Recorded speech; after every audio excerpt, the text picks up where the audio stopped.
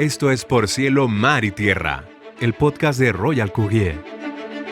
Cada nueva emisión platicaremos temas en torno a las importaciones y exportaciones, tratados comerciales, comercio exterior y mucho más. Por Cielo, Mar y Tierra es el podcast de Royal Courier. Bienvenidos.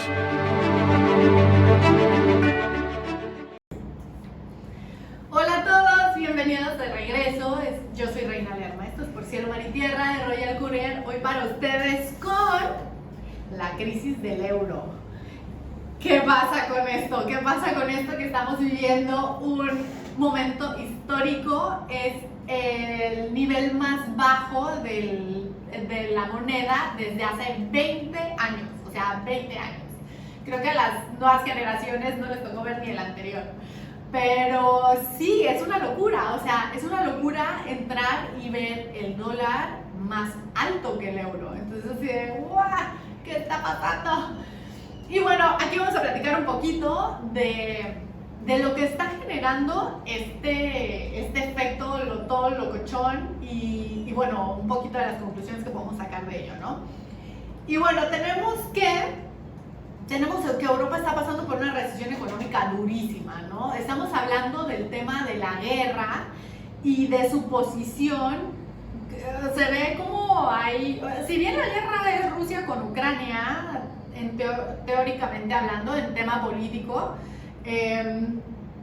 pues dices, Europa, ¿qué tiene que ver ahí, no? Pero entonces nos regresamos al tema de los grupos de poder, que no sé qué, que no sé cuánto, y finalmente el área de Europa es abastecida por el tema energético principalmente, por gasolina rusa y entre otros, ¿no? Hay gas, gasolina, diésel, hidrocarburos, ¿no?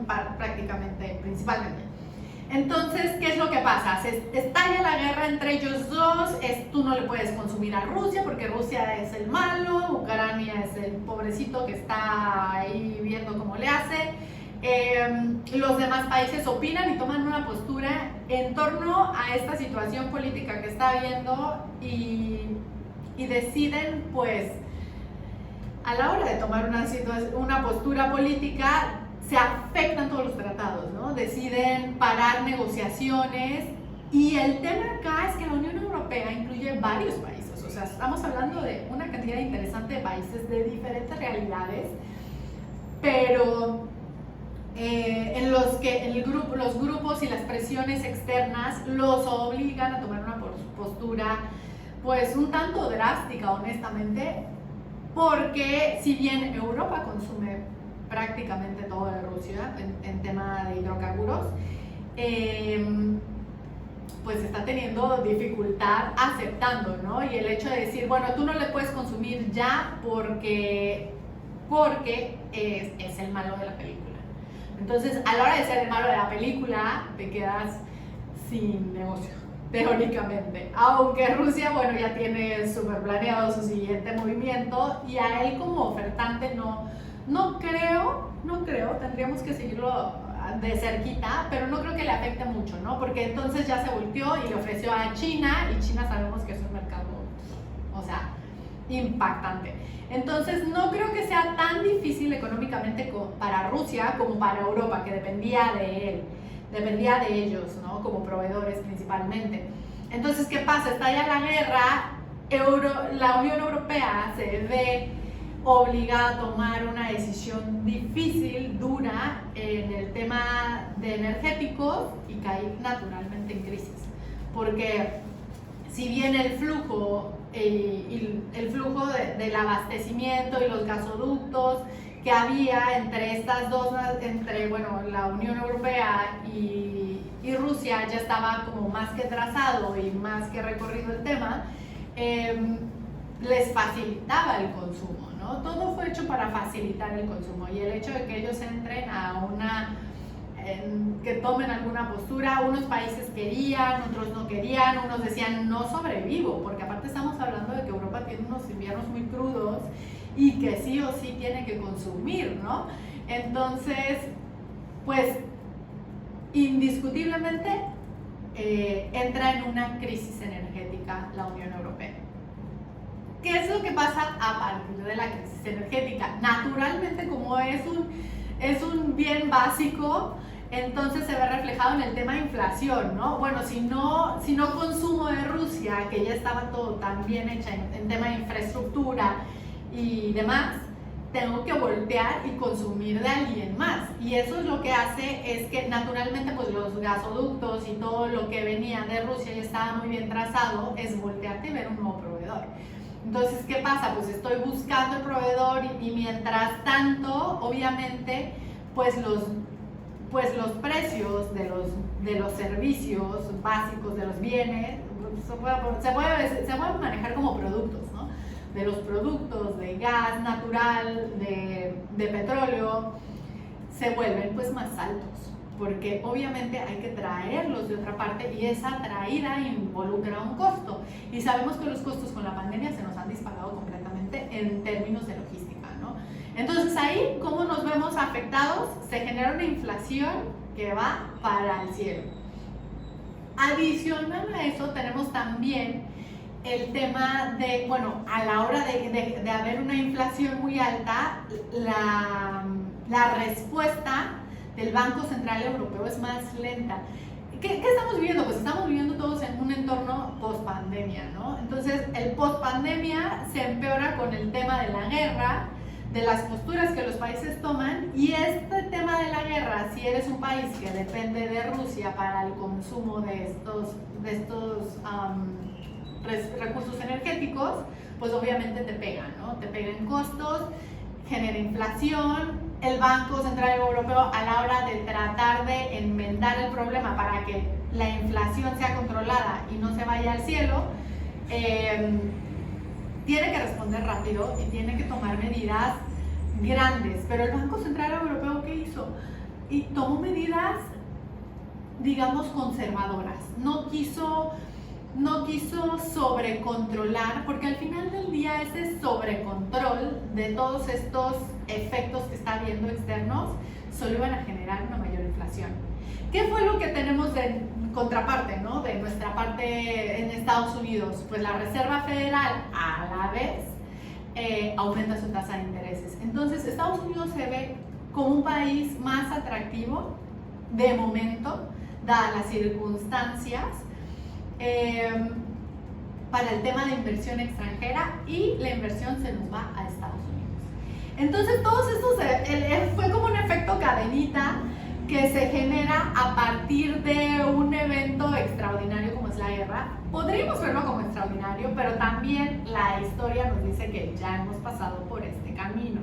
Entonces, que ya hemos pasado por este camino, que la guerra es una manera de solventar la situación y reactivar la economía, pero que también lleva consecuencias. Entonces, en este caso, pues Europa está viviendo una consecuencia de una decisión o de una postura que se vio obligado a tomar, que quizá no era algo óptimo para sus necesidades, digamos así, pero pues bueno, está en una situación, en una posición sumamente vulnerable. Creo que todo lo que le está pasando es lo que nos arroja el diferencial del tipo de cambio tan grande, ¿no? Siempre había sido el euro y el dólar, ¿no? El euro, obviamente, por ser la moneda de toda una Unión Europea, se mantenía normalmente más estable que el dólar. El comportamiento siempre era superior y estable. Pero dadas todas estas situaciones, pues resultó que se invirtió, que el dólar resultó ser más alto que el euro. Entonces lo vemos, estamos acostumbrados a verlo muy alto, mucho más alto que el dólar, considerablemente hablando. Ahora está quizás centavos por debajo, pero es interesante el poder ver este contraste así tan fuerte de lo que era contra lo que fue. Entonces, es un evento que se genera cada 20 años, de pronto en este escenario, y pues creo que es algo interesante de lo que podemos pues concluir, ¿no? De del efecto que tiene en nosotros y del efecto que tiene en el comercio internacional, porque también a su vez, y eso le va a pegar también a la inflación, ¿no? O sea, un tema es la crisis energética, pero también a su vez la mayor parte, no toda, pero la mayor parte de negocios y de importaciones europeas están hechas en base al dólar. Entonces, ¿esto qué quiere decir? Que las importaciones en Europa van a ser más costosas que lo que eran antes, porque obviamente ellos decían, bueno, me da el euro para dólar y cacho, ¿no? Y ahora es al revés. Entonces, esto va a hacer que el importar a Europa, o sea, el que yo Europa importe, tenga que pagar más, sí, o sea, pagando en dólares naturalmente, tengo que pagar más porque mi moneda está por debajo. Que es un poco el tema que vive México, ¿no? México, normalmente el peso está, bueno, Europa ahí se varía en centavos con el dólar, el euro, ¿no? Pero en nuestro caso siempre varía varios pesos. Entonces, es un efecto similar, ¿no? El importar nos cuesta más porque la moneda en la que pagamos el producto, con la que compramos producto, es más alta que la nacional. Europa va a ser exactamente el mismo caso ahora, porque su euro está tan bajo que el dólar le va a tomar más euros comprar el dólar, ¿no? Y pagar en dólares.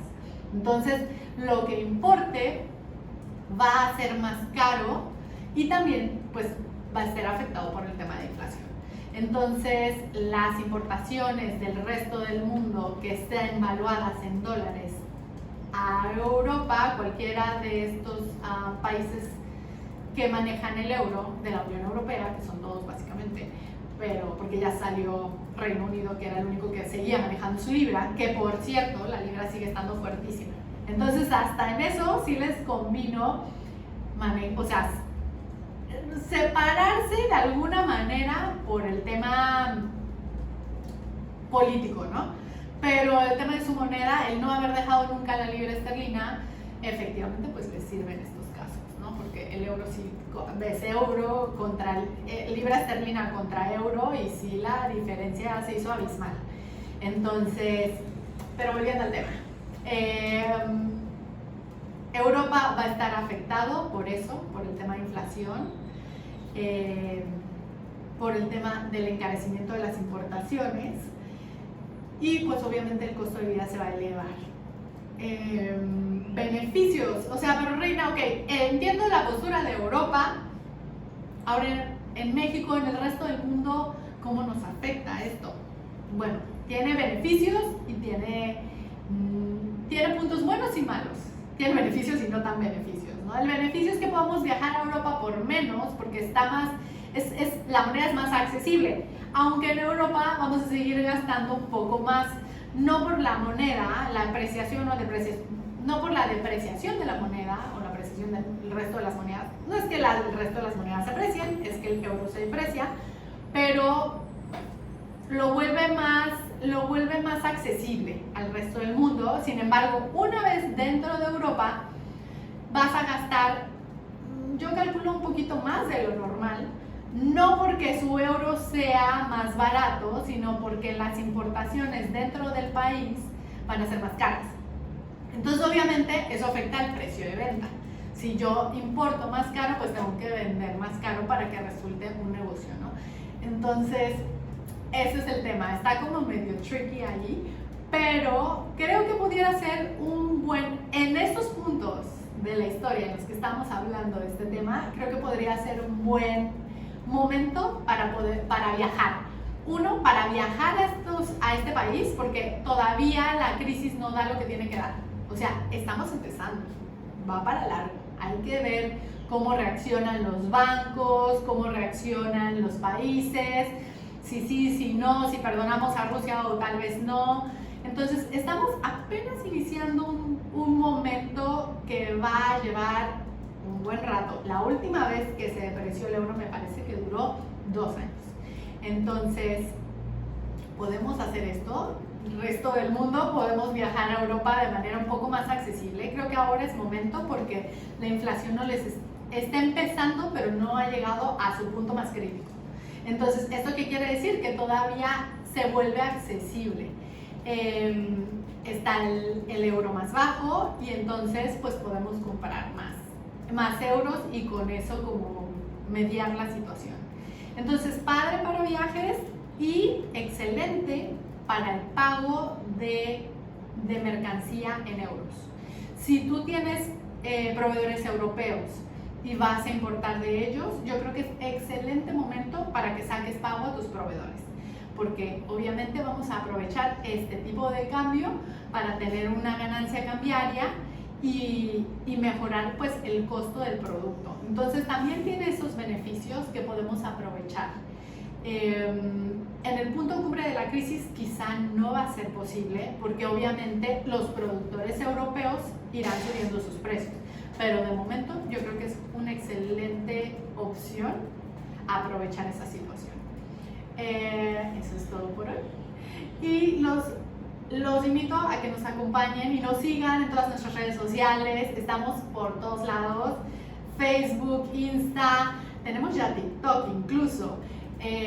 Platíquenos de qué quieren que hablemos la próxima vez y nos vemos la próxima. Yo soy Reina Lerma, esto es Por Cielo, Mar y Tierra en Royal Courier. Muchísimas gracias y nos vemos pronto. Chao. Por Cielo, Mar y Tierra es el podcast de Royal Courier. Recuerda acompañarnos en cada nueva emisión. Nos escuchamos pronto.